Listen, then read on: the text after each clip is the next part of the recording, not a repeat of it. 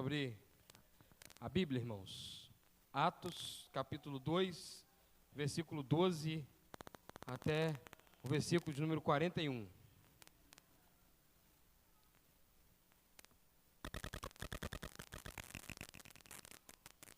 Atos, capítulo 2,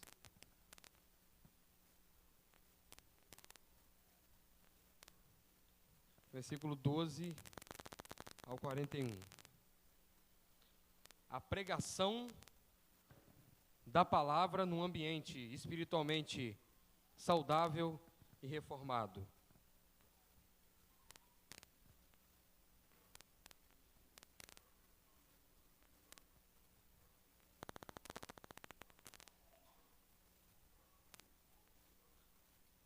Amém, irmãos?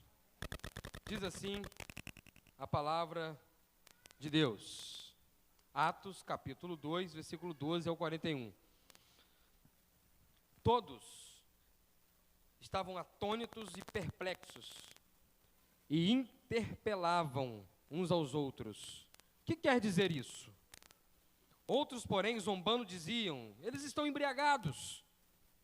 Então se levantou Pedro com os 11 e, erguendo a voz, os advertiu nesses termos: varões judeus e todos os habitantes de Jerusalém, tomai conhecimento disso e atentai nas minhas palavras. Esses homens não estão embriagados, como vindes pensando, sendo esta a 3ª hora do dia. Mas o que ocorre é que o que foi dito por intermédio do profeta Joel, e acontecerá que nos últimos dias, diz o Senhor, que derramarei do meu espírito sobre toda a carne. Vossos filhos e vossas filhas profetizarão, vossos jovens terão visões e sonharão vossos velhos. Até sobre os meus servos e sobre as minhas servas derramarei o meu espírito naqueles dias, e profetizarão. Mostrarei prodígios em cima no céu e sinais embaixo na terra: sangue, fogo, vapor de fumaça. O sol se converterá em trevas, a lua em sangue, antes que venha o grande e glorioso dia do Senhor. E acontecerá que todo aquele que invocar o nome do Senhor será salvo. Varões israelitas, atendei a estas palavras. Jesus, o Nazareno, varão aprovado por Deus diante de vós com milagres, prodígios e sinais, os quais o próprio Deus realizou por intermédio dele entre vós, como vós mesmos sabeis, sendo este entregue pelo determinado desígnio e presciência de Deus, vós o matastes, crucificando-o por mãos de iníquos, ao qual, porém, Deus ressuscitou, rompendo os grilhões da morte, porquanto não era possível que fosse ele retido por ela. Porque a respeito dele, diz Davi: diante de mim via sempre o Senhor, porque está este à minha direita, para que eu não seja abalado. Por isso, se alegrou o meu coração e a minha língua exultou. Além disso, também a minha própria carne repousará em esperança, porque não deixarás a minha alma na morte, nem permitirás que o teu santo veja a corrupção. Fizeste-me conhecer os caminhos da vida, encher-me-ás de alegria em tua presença. Irmãos, seja-me permitido dizer-vos claramente a respeito do patriarca Davi, que ele morreu, foi sepultado, e seu túmulo permanece entre nós até hoje.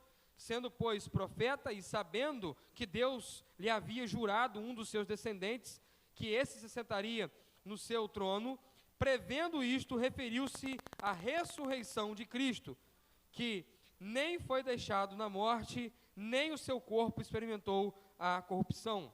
A este Jesus, Deus ressuscitou, de que todos nós somos testemunhas. Exaltado, pois, à destra de Deus, tendo recebido do Pai a promessa do Espírito Santo, derramou isso que vedes e ouvis. Porque Davi não subiu aos céus, mas ele mesmo o declara: disse o Senhor ao meu Senhor: assenta-te à minha direita, até que eu ponha os teus inimigos por estrado dos meus pés. Esteja absolutamente certa, pois, toda a casa de Israel, que a este Jesus que vós crucificastes, Deus o fez Senhor e Cristo. Ouvindo ele essas coisas, compungiu-lhes o coração, e perguntaram a Pedro e aos demais apóstolos: que faremos, irmãos? Respondeu-lhes Pedro: arrependei-vos e cada um de vós seja batizado em nome de Jesus Cristo, para a remissão dos vossos pecados, e recebereis o dom do Espírito Santo. Pois para vós outros é a promessa, para vossos filhos e para todos os que ainda estão longe, isto é, quantos o Senhor nosso Deus chamar. Com muitas outras palavras, deu testemunho e exortava-os dizendo: salvai-vos desta geração perversa. Então, os que lhe aceitaram a palavra foram batizados, havendo um acréscimo naquele dia de quase 3.000 pessoas. Podeis assentar, irmãos, e vamos orar nesse momento. Deus, eu lhe rogo, Senhor, que nessa noite o Senhor venha sobre o seu povo com a sua palavra, corte-lhes o coração e toque no profundo de cada alma, encorajando, fortalecendo, e que seu evangelho seja claro aos ouvidos e poderoso aos corações, ó Deus. Em nome de Jesus nós lhe rogamos, Pai, para que, apesar de mim, o Senhor possa falar nessa noite, me usar para a sua glória e edificação do seu povo, Deus. Pai bendito, eu lhe peço, Senhor, coloque suas palavras no meu coração, me dê graça e sabedoria para que o meu viver familiar, a minha vida moral e tudo quanto estiver às minhas mãos resulte em glória do Senhor e edificação da sua igreja, Deus. Ó Pai, que o Senhor possa, dia após dia, ajustar, ó Deus, a minha conduta, repreender os meus caminhos errados e me fazer, ó Deus, uma ferramenta útil na sua presença, Senhor. Que eu possa servir ao Senhor, que a minha vida possa glorificar o Senhor, e que os meus irmãos possam ser edificados através da sua palavra nos meus lábios, ó Deus. Em nome de Jesus, que o Senhor possa operar com a sua palavra em nosso meio. Assim nós oramos. Amém e amém. Irmãos, qual é a pregação que se espera de uma igreja? O que nós buscamos de padrão, de modelo para pregação? Eu estou certo, meus irmãos, que essa nossa busca, nossa caminhada para mostrar à luz das Escrituras uma igreja espiritualmente saudável e reformada, está construindo em nós uma expectativa de sê-la. Está construindo em nossos corações um desejo de ser essa igreja. Nós não queremos desaforar por aí afora, como um franco atirador dizendo que está tudo errado. O que nós queremos é refletir à luz das Escrituras aquilo que o Senhor tem estabelecido para nós, para que nós possamos viver uma igreja verdadeira, bíblica. Eu tenho me deparado com essa realidade de buscar produzir na vida dos irmãos algo que seja real. Nós somos crentes reais. Nós pertencemos a uma igreja real. Nós não estamos aqui numa ideia subjetiva, numa tentativa de construir algo que seja utópico. Nós queremos entender à luz das Escrituras como é que devemos ser uma igreja real, de pessoas reais, no mundo real, de um pastor real, de convivência, de relacionamentos reais. Não quero saber apenas de teorias que são usadas de tempo em tempo para apresentar tipos de igreja. A minha busca incansável aqui nas Escrituras, junto com os irmãos, é para que nós venhamos provocar os nossos corações, quebrantar-nos, orar mais pela vida da igreja, orar mais por nós mesmos, ter santidade, ter dedicação, para que possamos ver uma igreja bíblica, centrada nas Escrituras, centrada no Evangelho, irmãos. E é um desafio. É um desafio, Porque o quadro estabelecido, irmãos, está muito distante, mas muito distante mesmo, de uma igreja real, verdadeira, bíblica, que vive o evangelho que prega. Nós temos um desafio tanto, nós estávamos conversando aqui pela manhã na bancada, esse café da manhã, ele é muito produtivo para a nossa fé, irmãos. Se você não entendeu isso ainda, você precisa entender isso.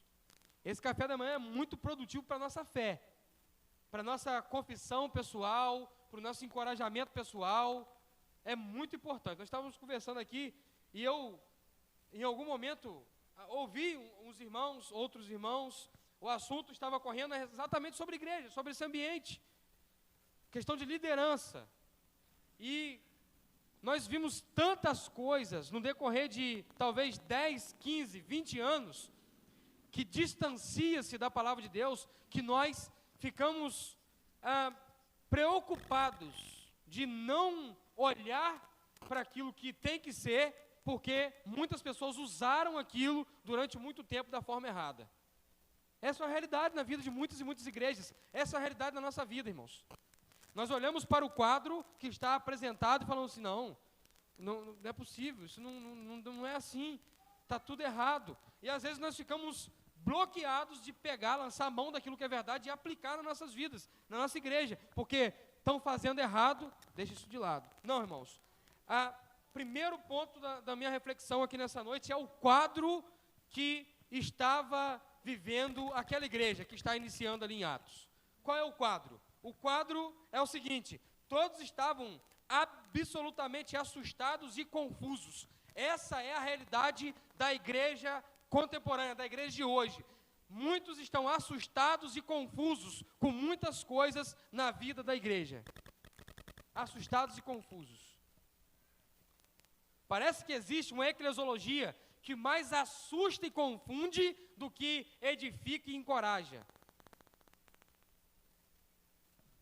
Nós vivemos um tempo que falar de igreja está envolvido numa pluralidade tão grande que nós não temos mais uma identidade de igreja evangélica.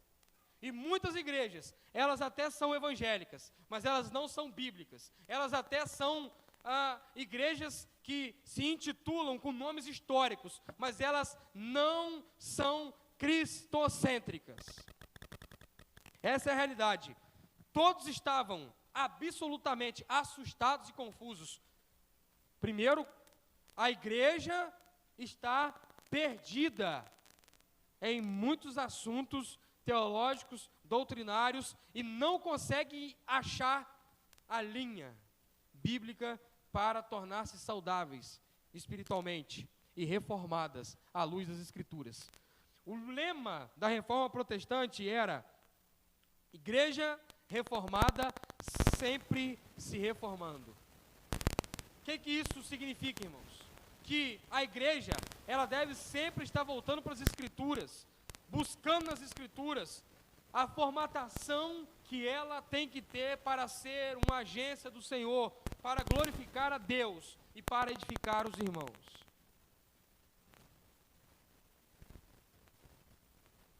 O texto está nos dizendo, versículo 12, estavam todos absolutamente assustados e confusos. Segundo, o mundo, se você fizer uma pesquisa só entre não crentes e perguntar o que eles veem nas igrejas, o que chama a atenção deles nas igrejas, a última resposta que nós teremos é o Evangelho.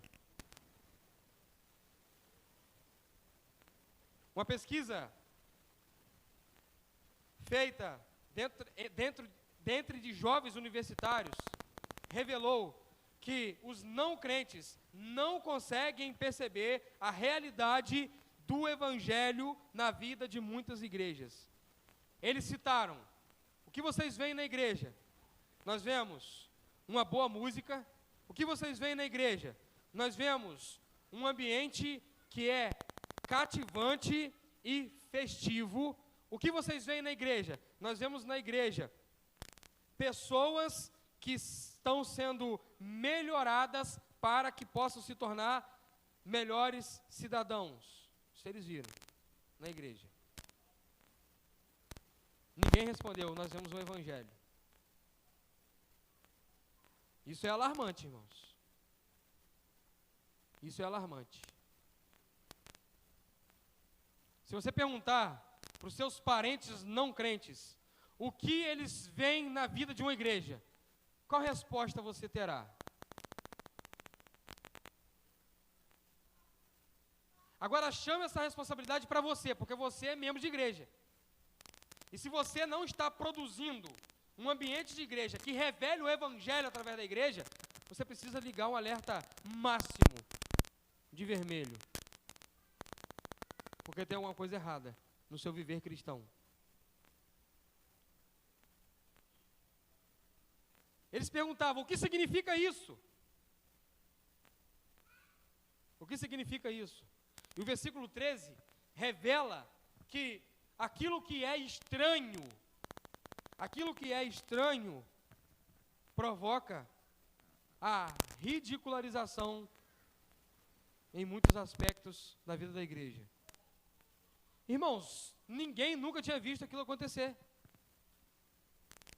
Um monte de gente falando em vários tipos de idiomas diferentes, abre aspas para relatar aqui, não tem aqui dons de línguas estranhas, tem aqui a capacitação de línguas estrangeiras. O que está acontecendo aqui em Pentecostes? Vários cidadãos de vários lugares diferentes estavam falando em várias línguas diferentes, na sua língua pátria, e todo mundo estava entendendo todo mundo. Em Babel nós temos o contrário. Todo mundo fala a mesma língua e ninguém entende ninguém. Em Atos tem o contraste. Todo mundo fala uma língua diferente, porque são medos, persas, gregos, e de vários lugares, e eles estavam falando na sua língua pátria. E eu falava em grego, Mateus, que era judeu, entendia o que eu estava falando. Ezequiel falava na língua espanhola, para os irmãos entenderem, e eu que não sei espanhol, estava entendendo. Houve ali a manifestação de todos entenderem, e não serem desconfundir. Não é línguas estranhas, línguas estrangeiras, e todo mundo entendendo. E aí, aquilo foi estranho. Aquilo foi assustador. Uma reunião de oração, de repente naquela reunião de oração, o brado vai ficando cada vez maior, pessoas que não conversavam no mesmo idioma, estavam falando no idioma em que todos estavam entendendo um ao outro.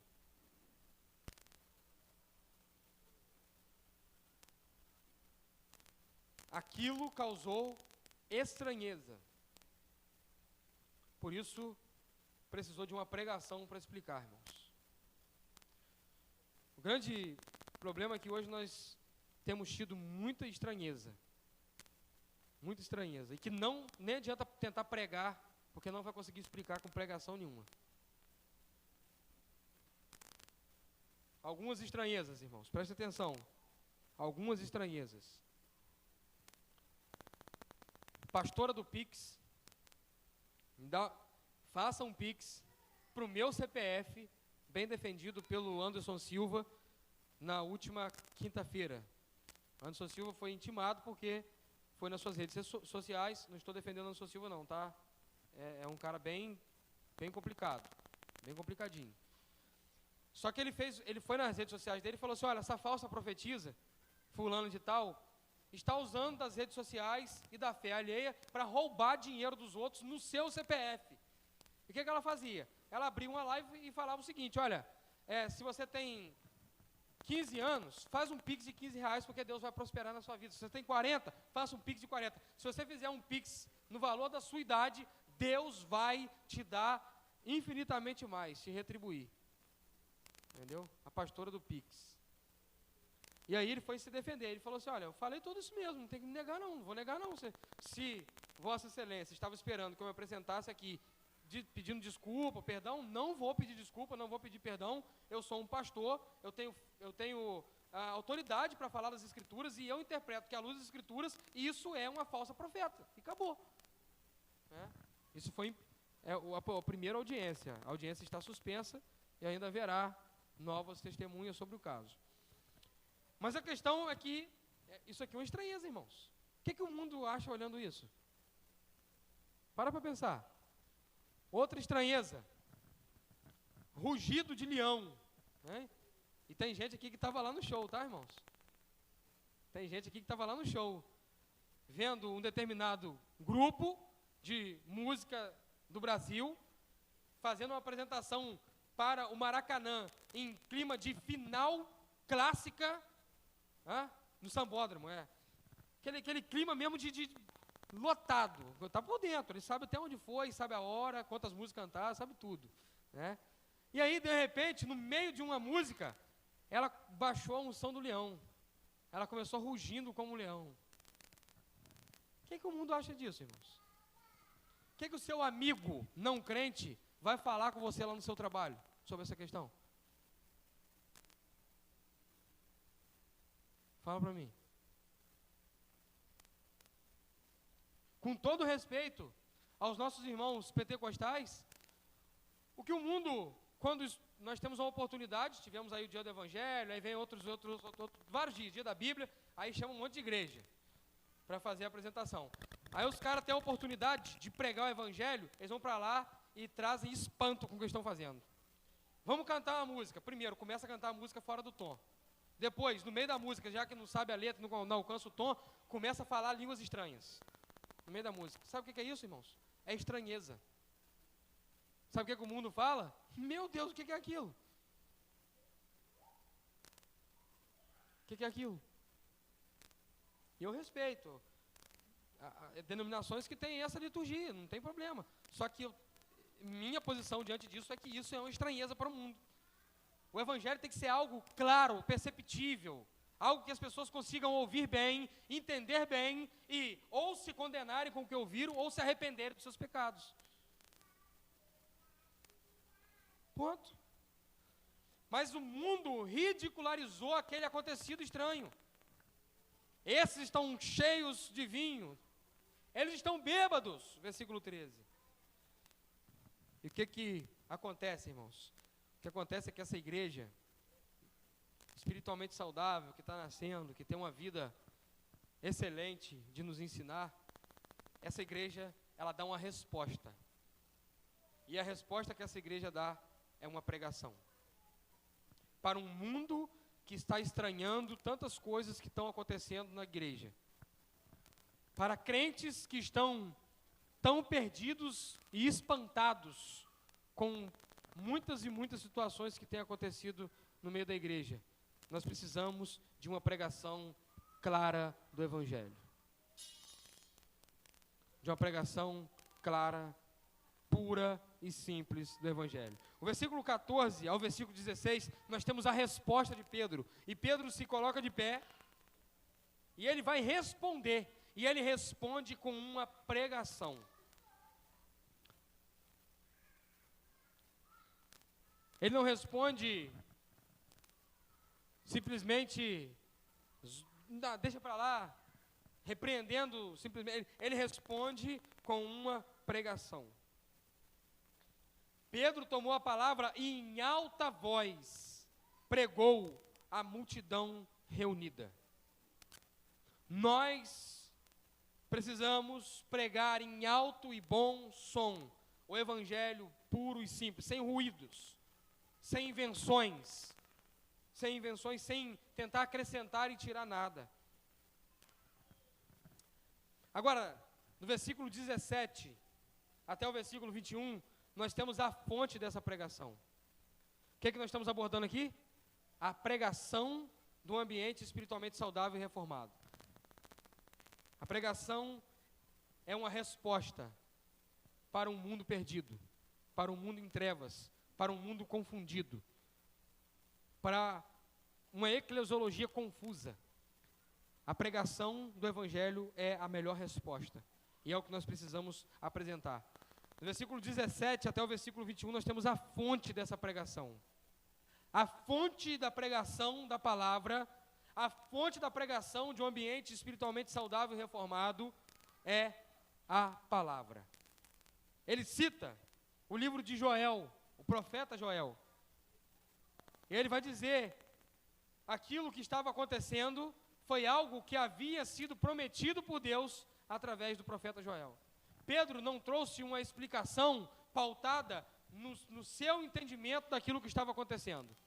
Pedro não trouxe uma pregação que fosse uma percepção pessoal. Pedro não apresentou um ensino dele nas suas próprias experiências baseadas. Pedro apresentou a resposta através de uma pregação, e a fonte dessa resposta foi a pregação da palavra, foi as Escrituras.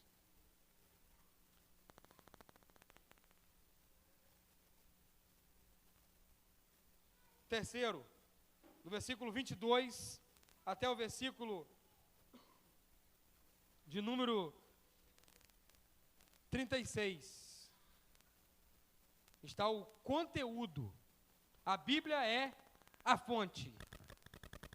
E dos versículos 22 a 36 nós temos o conteúdo. Observe comigo que eu vou citando e os irmãos vão vendo tanto na tela quanto nas vossas Bíblias. Israelitas, escutai essas palavras. Jesus de Nazaré. Agora, vai caminhando. À medida que eu vou citando o versículo, você olha para esse versículo. Versículo 23. Este homem vos foi entregue. Versículo 25. A respeito dele, afirmou Davi, eu sempre via o Senhor. Versículo 27. Nem permitirás que o teu santo, com letra maiúscula, sofra decomposição. Versículo 31. Antevendo isso, profetizou a ressurreição do Cristo. Versículo 32. Deus ressuscitou este Jesus. E vai até chegar no versículo 36. Esse Jesus, a quem vós crucificastes, Deus o fez Senhor e Messias. Qual que é o conteúdo da pregação de Pedro? Cristo Jesus. E ele anuncia este crucificado. Ele não apresenta um Jesus fofinho, resolvedor de problemas. Ele não apresenta um Jesus pop, que se adapta à cultura e que a igreja faz dele um fantoche, um boneco seu, para colocá-lo e apresentá-lo como ela bem quer para o mundo perdido, a fim de ser atraente, a fim de cair na graça do mundo. Ele apresenta Jesus como ele é, não há ruídos. Ele usa a Bíblia e ele prega Cristo à luz das Escrituras. Nós precisamos urgentemente resgatar os valores da pregação reformada, bíblica, cristocêntrica, e anunciar Cristo à luz das Escrituras, sem nenhum ruído, sem nenhuma ideologia, sem nenhuma sociologia, sem nenhuma antropologia, sem colocar o homem no centro, colocar a cruz de Cristo vazia, apontar para ela e dizer, é esse Cristo que nós estamos anunciando, aquele que foi pendurado no madeiro, esvaziou a cruz, aquele que foi colocado no túmulo, esvaziou o túmulo, aquele que ressurgiu dentre os mortos, assentou-se no trono, ocupou o trono para sempre, e ele reina, ele reina e ele reina. É essa a mensagem, irmãos. Pedro não dá um testemunho de conversão. Pedro não conta uma história bonitinha. Pedro não faz um picadeiro com a oportunidade que lhe dão. Pedro prega Cristo, e é tudo o contrário do que estamos vendo hoje. Estão dando um testemunho pessoal, achando que aquilo é pregação do Evangelho. Estão contando piada para o povo rir, achando que aquilo é pregação do Evangelho. Estão falando dos homens nos púlpitos, achando que aquilo é pregação do Evangelho. Isso não é pregação do Evangelho. A pregação pura, simples, verdadeira, espiritualmente reformada, é uma pregação que parte das Escrituras e que anuncia Cristo, esse crucificado, esse ressuscitado, esse rei que está reinando, dominando para todo sempre. Nós precisamos nos levantar e dizer, nós somos uma igreja que não abrimos mão da pregação da palavra de Deus. E nós não queremos que se pregue a luz das Escrituras sobre nós e o que nós queremos. Nós queremos pregar a luz das Escrituras, quem Cristo é e o que Ele fez por nós para nos salvar.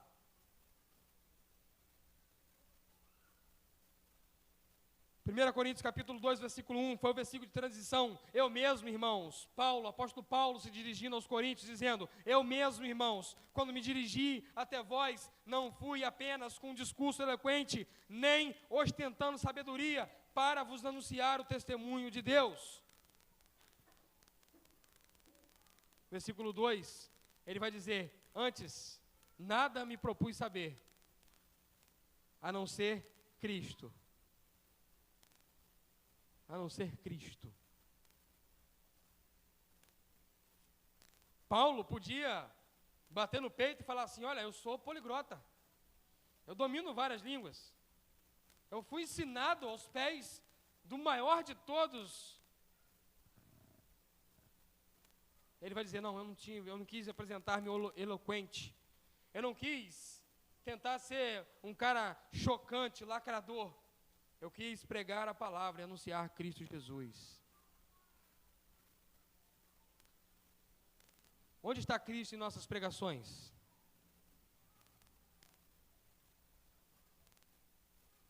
Onde está Cristo nos sermões? Onde está Cristo nos púlpitos?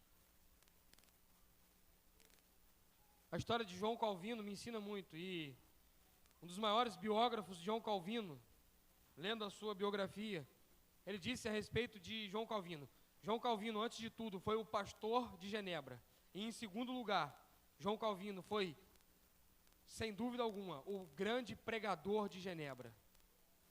A história diz que João Calvino, quando chega a Genebra e vai assumir uma igreja, ele manda que se pregasse um púlpito de madeira, talvez um pouco maior do que esse, no assoalho. Naquela época, as construções elas eram de tábua, de madeira, assoalho. Ele mandou pregar o púlpito e dizer com aquilo, que daqui nunca se saia a pregação da palavra. Nunca se tira a pregação da palavra do meio de vós. Bem provável, é bem certo que João Calvino, posteriormente, sofreu uma perseguição, expulsaram ele da igreja, porque ele pregou a palavra. Mas ele estabeleceu, daqui a palavra não vai sair. E tempos depois, quando eles viram, não, tem que chamar Calvino mesmo, a gente tem que pregar mesmo, nós precisamos ir na pregação bíblica, pregação do evangelho. E eles chamaram Calvino de volta, Calvino abriu a Bíblia, e a partir do último texto, de onde ele tinha parado, ele continuou fazendo a exposição da palavra de Deus. Nós estamos secos de pregação expositiva, irmãos. Estamos secos de pregação que tenha o conteúdo Cristo, que tenha a fonte, a Bíblia.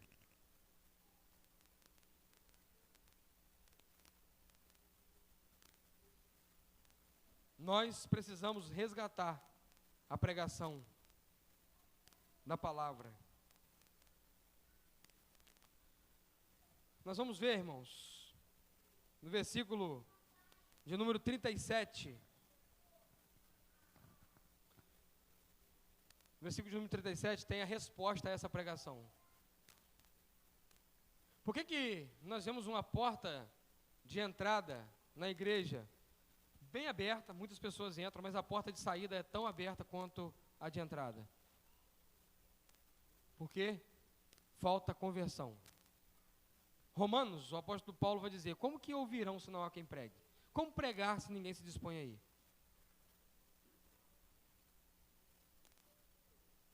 Isso às vezes nós usamos só para a questão missionária, né? Mas e aqui? E aqui se a gente não pregar, como que eles entenderão? Como aquele eunuco estava lendo a Bíblia e não estava entendendo nada. E Filipe vai lá para ensinar a palavra a ele, pregar a palavra, explicar o que eles estão ouvindo. Nós precisamos, irmãos, para ter essa resposta aqui, no versículo 37, cumprir tudo que vem antes. Pessoas vão se converter quando a pregação da palavra for verdadeira, santa, reta, sem ruído. Ao ouvirem tais palavras, eles ficaram agoniados em seu coração, ficaram perplexos e desejaram saber de Pedro e dos outros apóstolos: caro irmãos, o que devemos fazer? É a primeira pregação que nós vemos, não o pregador fazendo um apelo, mas os ouvintes apelando. Eles ouviram a pregação e eles apelaram: o que nós vamos fazer? E agora, o que faremos?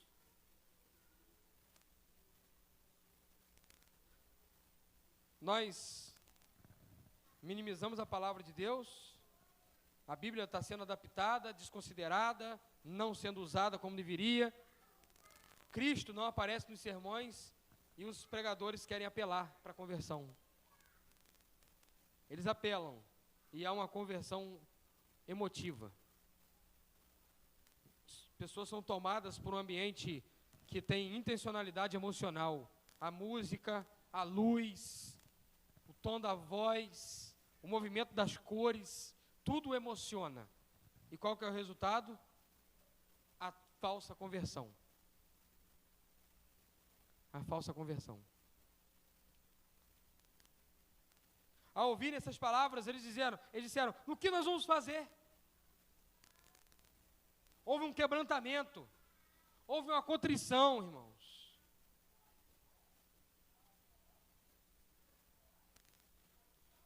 E qual que é a conclusão da mensagem, da pregação?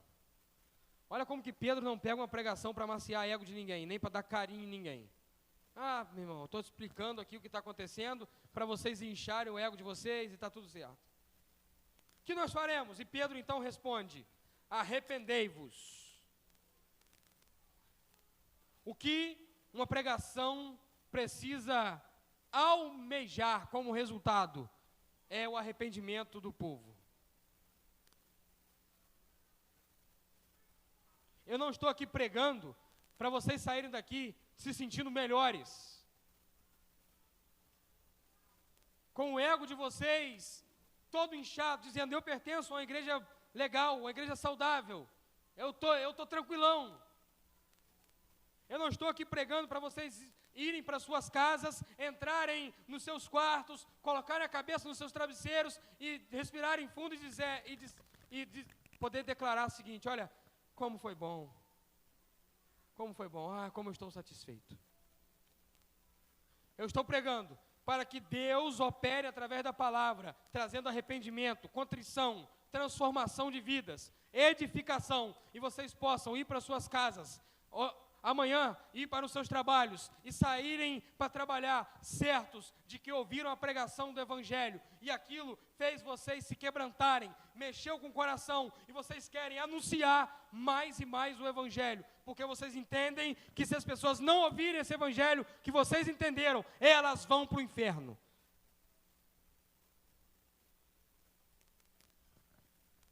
Qual é a sua resposta à pregação bíblica, cristocêntrica? Como você tem respondido a essa pregação? Com preguiça? Com negligência? Com corpo mole? Ou com quebrantamento, com contrição, com arrependimento, com fé e com desejo de ver o Evangelho sendo cada vez mais propagado através de uma igreja bíblica, espiritualmente saudável?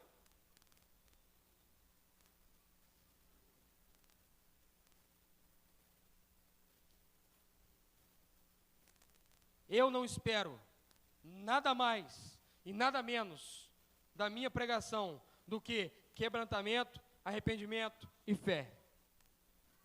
Eu não espero ser elogiado, eu não espero ocupar lugares de proeminência, eu não espero ser reconhecido, eu não espero que as pessoas batam no meu ombro ali fora e falem: pastor, você está arrebentando a boca do balão, continue estudando mesmo, é assim que nós queremos ver você. O que eu espero é que nós venhamos ter um rebanho que recebe o alimento verdejante e sai daqui com mais fome ainda. E quando sai daqui cheio de fome, vai para casa e ora para que o Evangelho continue sendo pregado.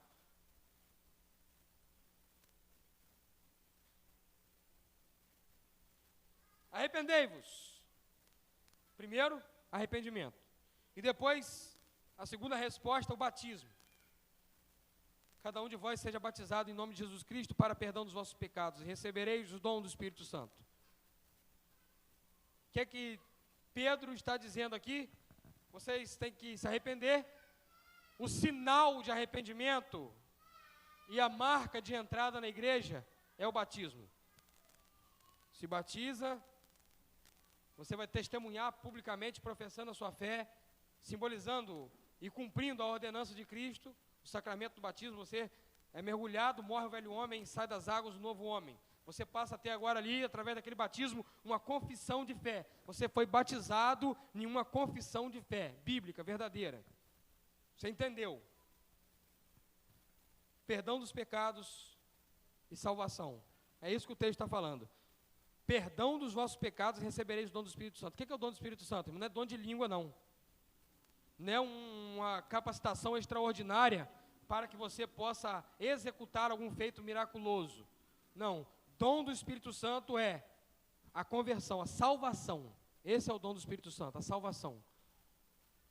Observe que a palavra está no artigo definido, o dom do Espírito Santo. Se Pedro quisesse se referir à capacitação, ele não seria restrito a dizer o dom. Ele fala, receberão os dons do Espírito Santo. Ele não está dizendo a respeito daquilo que vai ser útil para a edificação. Ele está dizendo a respeito daquilo que Deus opera para a salvação do indivíduo. É isso, é o dom, a salvação. Porquanto a promessa pertence a vós, os vossos filhos e a todos que estão distantes. Aqui nós estamos inseridos, irmãos. Aqui aparece eu e você, né? Todos que estão distantes. Essa promessa se estende a todos que estão distantes. Todos quantos o Senhor Jesus chamar. Versículo 40. Com muitas outras palavras, a pregação não parou ali. Não foi uma pregação única, com muitas outras palavras. E aqui a ideia é de continuidade de pregação.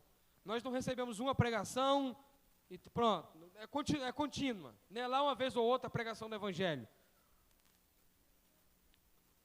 Continua pregando.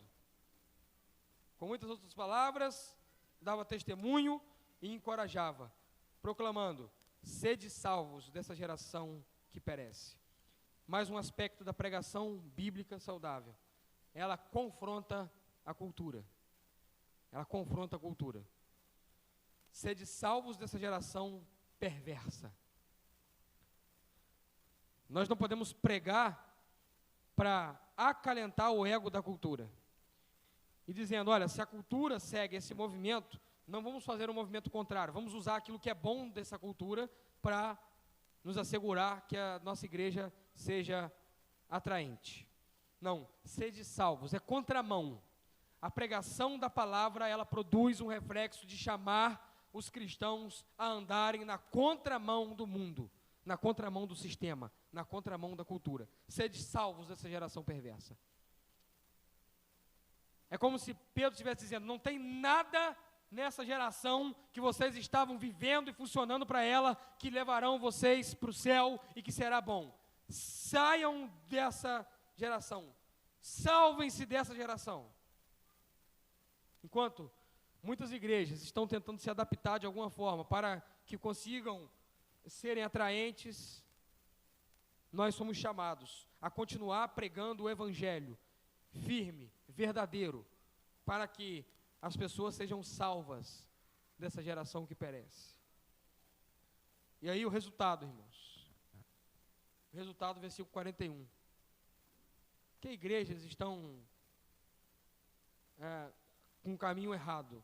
Não pense você que está tudo certo, igreja que não cresce, que é assim mesmo, que está... Não, é natural que uma igreja cresça. É natural. Assim, todos quantos aceitaram ou receberam a palavra foram batizados. E naquele mesmo dia, ajuntaram-se a eles cerca de 3.000 pessoas. Por que tantas falsas conversões ou não conversões? Falta da pregação da palavra. Você quer ver, irmão? Pessoas se convertendo aqui na igreja? Começa a pregar o evangelho um a um.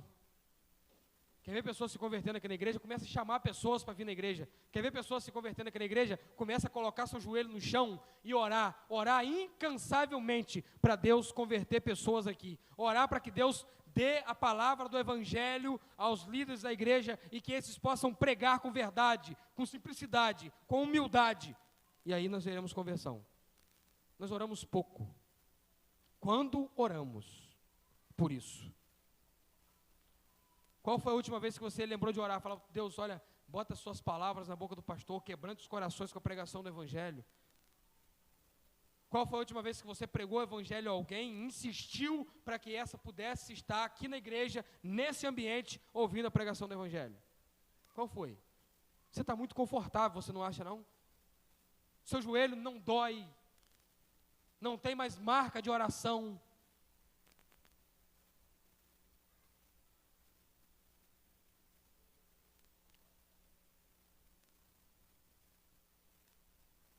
Nós não nos envolvemos com essa realidade de que a pregação tem que ser transmitida e que pessoas precisam ouvir, e nós não oramos mais por isso. Uma igreja cresce quando ela ora com esse propósito, para que o Evangelho seja pregado. Deus, que o seu Evangelho seja pregado. Deus, que as pessoas possam ir até ali para ouvir o seu Evangelho. Atraia corações para ouvirem a pregação da palavra de Deus. Sabe por que você está aqui, irmão? Você sabe por que você está aqui? Porque Deus trabalhou através da pregação do Evangelho. Você não veio para cá, eu tenho certeza. Eu tenho certeza, você não veio para cá porque nós temos a melhor estrutura para te oferecer. Você não veio para cá porque nós temos aqui o melhor conforto. Você ouviu a pregação e Deus te atraiu. E Deus te cativou. É por isso que você está aqui. Você está aqui, sabe por quê? Porque teve oração regando a palavra. Sabe por que você está aqui com a sua família? Com luta, com dificuldade, porque tem pregação e tem oração regando a sua vida. Agora, o que você está fazendo diante dessa realidade de pregar o Evangelho, de regar a vida das pessoas para conversão e oração? Não adianta vislumbrar o futuro sem o hoje, o aqui, o presente com oração, irmãos. As igrejas que mais crescem no Brasil hoje são as igrejas reformadas. Graças a Deus pela bondosa providência, Deus tem operado e a teologia reformada ganhou proeminência. As igrejas reformadas estão se revitalizando e crescendo.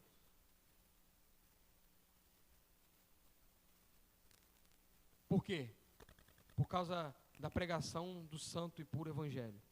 Os maiores pregadores do Brasil são pregadores reformados.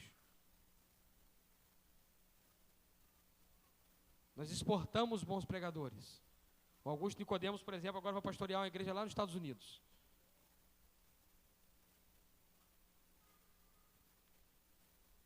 Nós precisamos nos inserir nessa realidade, de que nada disso é somente por meio de montar uma estrutura, tocar um louvor legal, fazer um movimento. Tudo precisa começar com o joelho no chão, com oração, irmãos. Se você até hoje está aqui na membresia da nossa igreja, nunca cravou o seu joelho no chão para orar por essa igreja, para clamar a Deus pela pregação do Evangelho verdadeiro aqui nessa igreja. Se você nunca se dobrou e pediu, Senhor, traga pessoas para se converter, saia daqui com essa esmagadora convicção, esse chamado para orar, para clamar e para se dedicar em oração, para que a palavra seja pregada e haja uma pregação saudável, num ambiente saudável espiritualmente. Amém? Senhor, que o Senhor esteja presente em nossas pregações. Que tudo que venhamos fazer, ó Deus, tudo que nós fazemos, possa partir das Escrituras, ser pautado nas Escrituras. E que o resultado seja pessoas se convertendo, ó Deus. Pai bendito, nós oramos e clamamos para que o Senhor possa nos dar a sabedoria, a graça, a capacitação do Espírito para a pregação do seu Evangelho. E que a sua palavra, Deus, seja claramente exposta para que as pessoas possam crer no Evangelho, se arrepender dos seus pecados, serem batizadas, e o Senhor possa acrescentar à igreja aqueles que estão sendo salvos, ó Deus. Deus, nós oramos, ó Deus, a partir da nossa vizinhança, atrai os corações. Nós oramos, ó Deus, a partir dos nossos familiares, que o Senhor nos encoraje a convidá-los e que eles possam receber de bem o convite e virem até aqui. Nós consigamos, ó Deus, nos mobilizar para trazer pessoas para ouvir a pregação do Evangelho. Deus, nos livre de tentar proporcionar estranheza, que soará como ridicularização, mas nos dê, ó Deus, a firmeza de pregar o Evangelho sem ruído algum, Deus, para que o seu eleito seja convertido, se arrependa, seja batizado e a igreja cresça. Em nome de Jesus, capacite-nos a orar e que possamos orar incansavelmente, começando no exercício, ainda que gotejando, mas não negligenciarmos a oração na vida da igreja. Em nome de Jesus, ó Deus, que o Senhor tenha misericórdia da minha vida, para que no abrir da minha boca, a sua palavra seja claramente explicada, aplicada, e o Senhor possa converter os corações. Em nome de Jesus, ó Deus, assim como outrora o Charles Spurgeon orou, a minha oração como pregador é a mesma, Senhor. Ou o Senhor coloque fogo no meu sermão, ou o Senhor coloque o meu sermão no fogo, Deus. Eu não quero pregar palavras lançadas no vento, palavras que sejam bonitas e bem elaboradas, mas que não produzam vida. Eu não quero pregar, ó Deus, uma pregação que seja sonoramente escutada, mas fria para os corações, ó Deus. Tenha misericórdia de mim, desse púlpito aqui, Senhor, e que esse púlpito aqui venha ter a sua palavra firmada nele, e o Senhor possa transbordar da sua palavra através dele na vida do seu povo, em nome de Jesus, ó Deus. Eu clamo ao Senhor para que muitas e muitas pessoas possam vir ouvir a sua palavra, ó Deus, e que também nós possamos nos levantar e ir a muitas e muitas pessoas para pregar a sua palavra, Senhor, em nome de Jesus. Assim eu oro, clamando para que o Senhor venha avivar a sua obra nos nossos dias e através de nós avivar a sua obra em nosso meio, ó Deus. Em nome de Jesus, amém e amém.